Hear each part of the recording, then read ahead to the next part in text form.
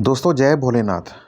मैं बता दूं आपको आज की इस वीडियो के अंदर बताने वाला हूं। हालांकि कुछ श्रद्धालुओं का मेरे पास कमेंट आया था जो मुझसे पूछ रहे थे कि मुझे बताएं कि केदारनाथ यात्रा में अगर जाते हैं तो वहां पे हेलीकॉप्टर टिकट नहीं मिल पाई उनको, तो घोड़े का क्या रेट रहने वाला है वहां पे। तो ये वीडियो जो है उसी के ऊपर है। बता दूं आपको, यात्रा कोई भी हो, चाहे श्री रमानाथ जी को लेकर हो, वैष्णो देवी को लेकर हो या फिर केदारनाथ जी को हो, किसी भी यात्रा को लेकर कोई भी आपको डाउट रहता है तो मुझे कमेंट बॉक्स में कमेंट कर सकते हैं। और हाँ, ऐसे यूज़फुल कंटेंट के लिए चैनल पर नए हैं तो सब्सक्राइब करना बिल्कुल ना भूलिएगा और साथ में बेल आइकन पर प्रेस भी जरूर कर लीजिए ताकि जब भी कोई वीडियो आए उसकी जानकारी आप तक पहुंच सके। तो पहले समझते हैं मैप क्या कहता है। हमें जब जाना होता है कहाँ पे, केदारनाथ धाम दर्शन के लिए, तो हम जाते हैं अपनी गाड़ी पे, टैक्सी पे या फिर बसेस पे। तो हमारा जो पहला पड़ाव होता है सोनप्रयाग। सोनप्रयाग में हमारा क्या है, पार्किंग लॉट है जहाँ पे अपनी हम लोग गाड़ी पार्क कर देते हैं। इसके बाद हमारी गाड़ी आगे नहीं जाती। तो सोनप्रयाग गाड़ी लगाने के बाद ये जो डिस्टेंस है 6 किलोमीटर का अप टू गौरीकुंड, ये हम या तो कर सकते हैं घोड़े से या फिर पैदल या फिर टैक्सी से। बता दूं आपको, ज़्यादातर श्रद्धालु क्या ट्राई करते हैं कि हम लोग रात को स्टे करें गौरीकुंड में। क्यों? क्योंकि इस ट्रैक जो सुबह चलने का होता है स्टार्ट, वो यहीं से होता है, गौरीकुंड से आगे का।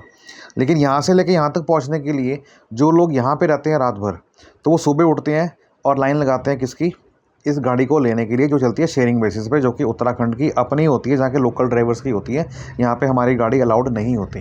तो शेयरिंग में लेने के लिए एक गाड़ी में 10 से 15 लोग डालते हैं, तो कितनी लाइन लंबी होगी, कितनी गाड़ियाँ होगी। तो मैंने अक्सर देखा है कि पीक सीज़न के अंदर वहाँ पे बहुत रश हो जाता है, जिसके चलते कुछ लोग तो शुरू कर देते हैं पैदल ही, और जिनको घोड़ा करना होता है वो यहाँ से घोड़ा भी कर लेते हैं। तो दोनों पॉसिबिलिटीज़ हैं। तो बेस्ट वे क्या है कि अगर आपके पास प्री प्लान्ड है और आप एक दिन पहले आ रहे हैं तो ट्राई करिए कि जो भी आप स्टे कर रहे हैं आप यहाँ पे गौरीकुंड तक पहुँच जाइए, रात को स्टे यहीं पे कीजिए। यहाँ पे करेंगे तो सुबह ट्रैक करने में आसानी रहेगी।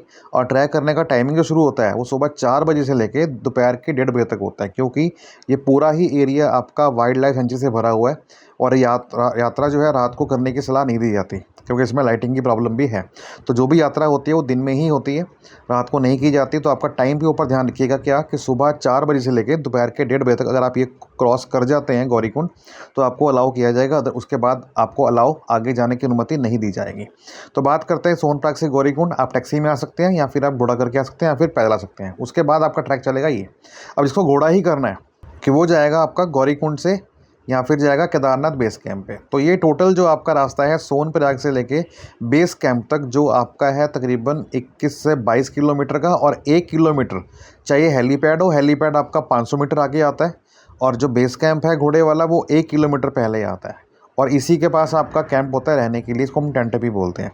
तो बात करते हैं फेयर की। तो हम जब स्टार्ट करते हैं क्या अपनी ट्रैकिंग या फिर अपने घोड़े की सुविधा को लेते हुए, तो हमारे पास 2 ही पड़ाव हैं। कौन कौन से? एक तो सोनप्रयाग से केदारनाथ बेस कैंप है और एक है गौरीकुंड से केदारनाथ बेस कैंप। तो पहले बात करते हैं सोनप्रयाग केदारनाथ बेस कैंप की, कि सोनप्रयाग से चलेंगे जहाँ पे हमारी कार पार्किंग होगी, और फिर चलेंगे केदारनाथ बेस कैंप। बता दूं आपको, इसके लिए मैंने बहुत रिसर्च की है, गूगल मैप खोला है, गूगल मैप पे जाके पूरा नक्शा देखा है, चेक किया क्या है क्या नहीं। तो अगर आप घोड़ा करते हैं डायरेक्ट सोनप्रयाग से, तो आपको वो करीब करीब 7 घंटे में ऊपर पहुँचा देगा केदारनाथ बेस कैंप, जो कि 1 किलोमीटर पहले पड़ता है मेन मंदिर से। किराए की बात करूं तो 2022 में इसका किराया था 2740 रुपये। लगभग इंक्रीमेंट हुआ 10% का, 274 रुपये, तो करीब करीब आपका हो गया 3000 रुपये।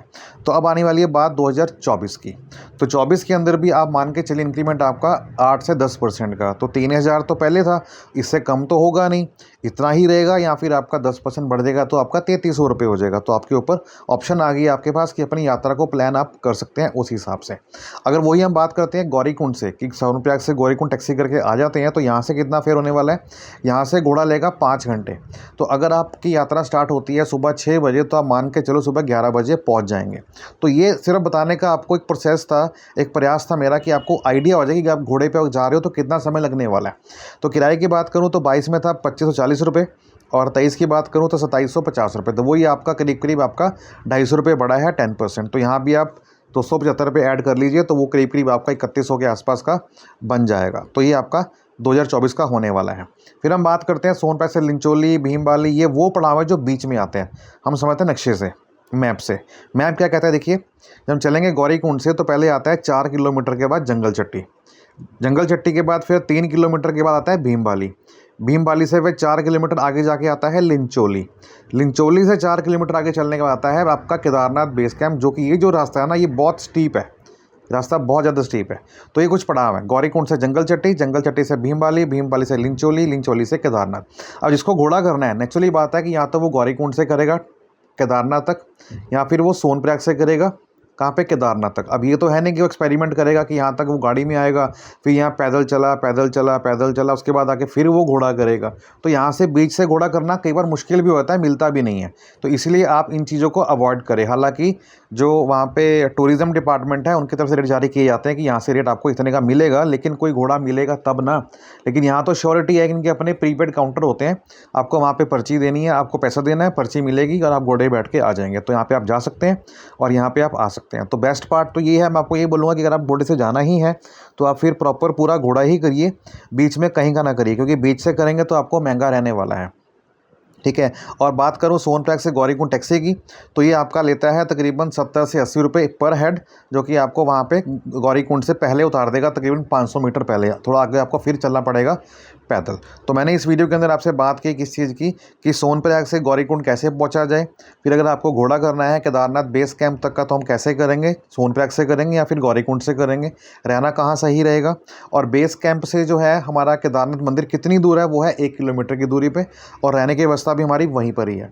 तो अगली वीडियो में आपको बताऊंगा कि रहने के लिए अकोमोडेशन कहाँ बुक करें, टेंट कैसे बुक करें, क्या हमारे पास सुविधाएं हैं वहाँ पे, हर चीज़ के बारे में जानकारी आपको दूंगा। तो बस आपको करना क्या है, ऐसे ही महत्वपूर्ण जानकारी के लिए चैनल पर नए हैं तो सब्सक्राइब करना बिल्कुल ना भूलिएगा, और अगर आप मेरे साथ पहले से ही जुड़ के रखे हैं तो मुझे कमेंट में हर हर महादेव की करके अपनी हाजिरी लगाना बिल्कुल ना भूलिएगा। सो मिलते हैं नेक्स्ट वीडियो में, अपना ख्याल रखिएगा। जय भोलेनाथ, हर हर महादेव।